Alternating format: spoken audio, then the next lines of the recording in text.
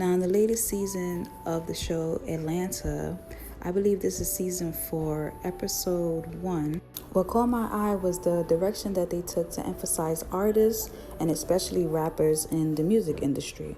One thing I do like about the show is how they extract real life events and formulate it in this comedic fashion, which then reconstructs the general public's observations on these set of circumstances that most of us may witness or hear about, whether it's playing on your television screen or you read it in a paper or blog, or you even may see videos about it on social media sites.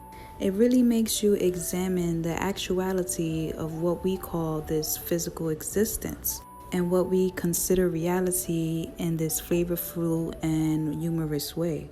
Now, in this episode, I want to sort of deliberate on this adventure they had the character Paperboy go through. Spoiler alert. In this scene, Paperboy hears the news about this rapper passing. The rapper goes by the name of Blue Blood. I also want to mention that this is quite a way to start off the first episode in season 4, referring to how many rappers in the industry have passed in this year alone. According to this list on this website called The Teal Mango, it's been about 16 rappers who've passed in the year 2020, and not counting PNB Rock. Starting with Trouble, Little Keed, Snooty Wild, DJ K Slay, T.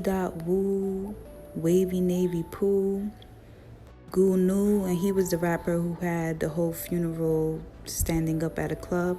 Little Devin, Archie, J-Day, Young Jan, FBG Cash, Rolly Bands, Nadi Osama, Young Slowbee, Earl Swavey, Hippo, and the latest passing of PNB Rock. That's about 17 rappers. After hearing the news of Blue Blood passing, Paperboy decides to listen to one of his tracks. I never think of suicide. Have my last meal before the day I die. Take a ride, step aside. Times I gotta ask why. Now, when Paperboy starts to really tune into the song, it ends up leading him on this wild goose chase around the city. It was like in each bar or each line, there was a cryptic message in there, which then guided Paperboy into these different destinations. So every time he followed the rhyme, it would give him another piece to the puzzle, which had me thinking how coincidental it is for musicians to leave these ominous songs right before their passing.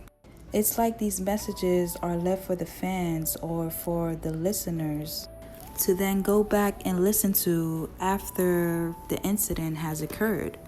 And they play these tracks like they're solving this big mystery. When Paperboy finally reaches the last setting, it ends up being the funeral of Blue Blood, where his wife seems to be the only attendant there.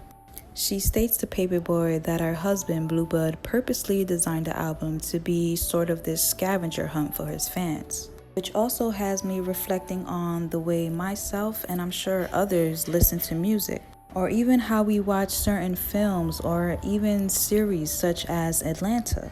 So many hidden details are placed in such bodies of work to make you question whether or not it was done purposely, or is it something that just so happened to be there because it may have fit the environment of the scene or the song. You see, in this instance, music is definitely a way to subliminally code things, pieces of information or some type of communication, just like an Easter egg hunt, which then could perhaps lead one to solve a riddle that the artists cryptically place in their music, or to unlock doors of other enigmas that was once considered a mystery. When I start to decipher and piece together various happenings in our existence, music definitely plays a key part in helping me come to some sort of conclusion or understanding to or even have a more deeper understanding as to why situations may play out in a certain way. It sort of fills in the blanks for the who's, the what's, the where's, the when's, and the why's. So the next time you listen to your favorite track or your favorite song from your favorite artist, maybe you'll come across another Easter egg of your own.